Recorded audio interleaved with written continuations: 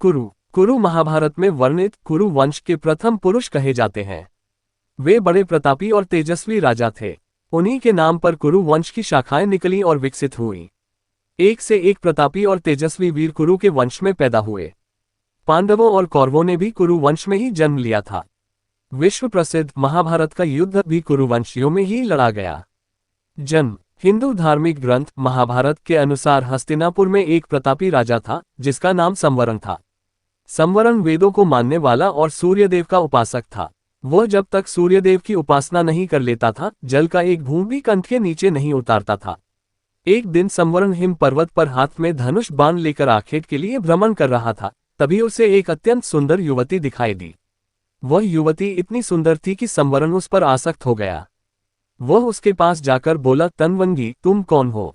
तुम देवी हो, गंधर्व हो या किन्नरी हो? तुम्हें देखकर मेरा चित्त चंचल और व्याकुल हो उठा। क्या तुम मेरे साथ गंधर्व विवाह करोगी?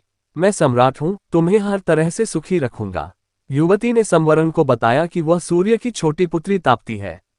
उसने ये भी कहा कि जब तक मेरे पिता आज्ञा नहीं देंगे मैं आपके साथ विवाह नहीं कर सकती। यदि आपको मुझे पाना है तो मेरे पिता को प्रसन्न कीजिए। संवरण ने सूर्यदेव की कठिन तपस्या कर उन्हें प्रसन्न कर लिया और वरदान स्वरूप पत्नी रूप में ताप्ती को मांग लिया। ताप्ती और संवरण से ही कुरु का जन्म हुआ।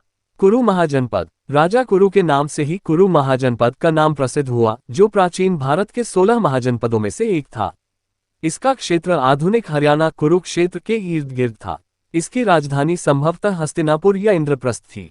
कुरु के राज्य का विस्तार कहाँ तक रहा होगा, ये भारतीयों के लिए खोज का विषय है, किंतु विश्व इतिहास में कुरु प्राचीन विश्व के सर्वाधिक विशाल साम्राज्य को नए आयाम देने वाले चक्रवर्ती राजा थे।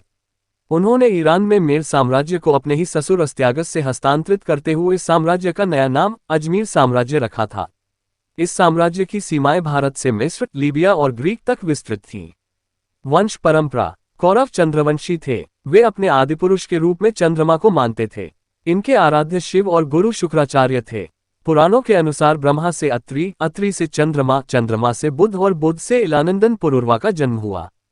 पुरुरवा के कौशल्या से जन्मेजय, जन्मेजय के अनंता से प्रचीवान, प्रचीवान के अश्वकी से सयाति, सयाति के वारंगी से अह्याति, अह्याति के भानुमति से सार्वभौम, सार्वभौम के सुनंदा से जयतसेन, जयतसेन के सुश्रवा से अवाचीन, अवाचीन के मर्यादा से अर्ही, अर्ही के खलवंगी से महाभौम, महाभौम के श्वेशा से अनुतनाय, अनुतनाय के कामा से अक्रोधन, अक्रोधन के कराम्भा से देवातिथि, देवातिथि के मर्यादा से अर्ही, अर्ही के सुदेवा से ऋक्ष, ऋक्ष के ज्वाला से मत्तिनार, मत्तिनार के सरस्वती से तंसु, तंसु के कालिंदी से इलिन, इलिन के राथांतरी से दुष्यंत हुए।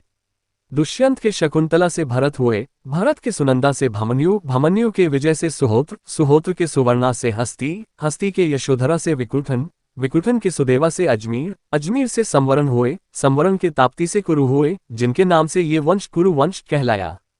कुरु के शुभांगी से विदुर्त हुए, विदुर्त के संप्रिया से अनाश्वा, अनाश्वा के अमृता से परीक्षित, परीक्षित के सुयशा से भीमसेन, भीमसेन के कुमारी से प्रतिश्रवा, प्रतिश्रवा से प्रतीप, प्रतीप के सुनंदा से 3 पुत्र देवापी, बाहली के एवं शांतनु का जन्म हुआ।